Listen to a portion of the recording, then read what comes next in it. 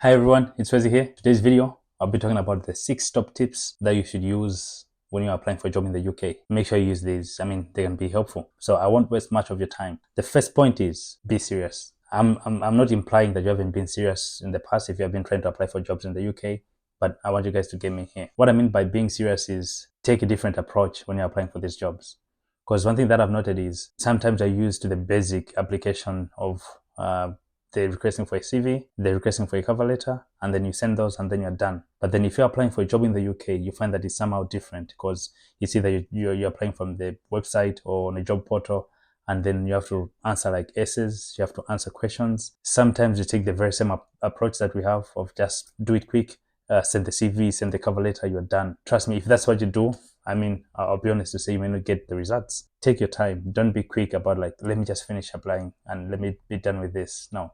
Also, I'll say a few things on being serious. Have a professional email. If you're using the email that you use, like what you open, like maybe when you're in uni, it has like, let me just give you a simple example. Let's say the guy was in 1993, and let's have been using that email like when I was at uni. Now I'm using this very same email to apply for jobs. It somehow doesn't sound well. It doesn't sound so professional. I'll give you an example. For me, I used to have an email. I still have that email that I use. I've been using it like since 2012. But then when I started applying for jobs, or when I finished uni and everything, I was like, okay, I need to get a little bit more serious, and I had to do another email. And I use that email strictly for job applications. So maybe that's what you may also want to do. So simply just be serious in the application itself. Take your time. Don't be quick. The second point is work on your CV.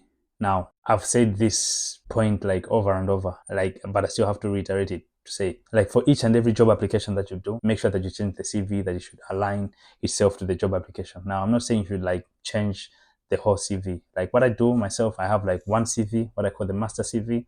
But whenever I'm applying for a job, I take things out of that CV and then make a new CV strictly for that job application for it to align with the new job. So if you can, make sure you work on your CV, change it as much as you can. The third point is know how to write essays or know how to answer questions. So let me put it this way. You'll find out to say most of the times when you're applying for a job, they'll have like questions to say, okay, like now in the application phase, not like interview even, they tell you, say, okay, tell us why you're applying for this job, or tell us or explain why you think your experience or your education background fits this job that you're applying for. When they're doing that, they're simply trying to filter candidates. Those that will give the right answer, they'll go on to the next stage. Those that don't, that's it. So it's like you've already started the interview process itself. So how you answer those questions will really mean a lot. So make sure like you know how to write essays or you know how to answer questions. Most of them, they're like basic questions. Okay, tell us why you're applying for this job or why you think you fit this job. So yeah, just know how to write essays or just know how to answer some of the questions like those. Because I'll simply say, make sure you're writing something that is easy to read, short sentences and short paragraphs. All right, so the fourth point, which is also very important, is make sure you have an online presence.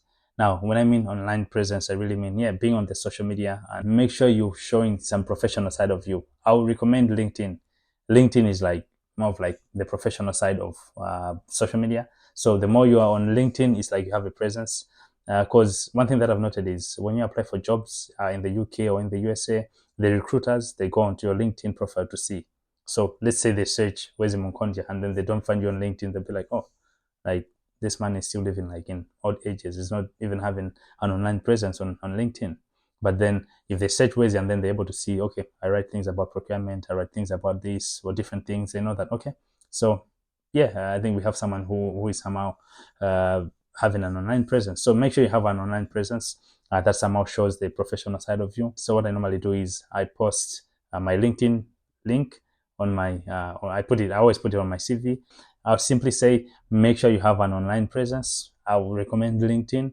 I also do like LinkedIn optimization. So if you want me to optimize your LinkedIn profile, firstly, go check my LinkedIn profile. If you think it's good, then I can be able to work on yours. So the fifth point, which is very important, make sure you use proper spellings and proper grammar and punctuation.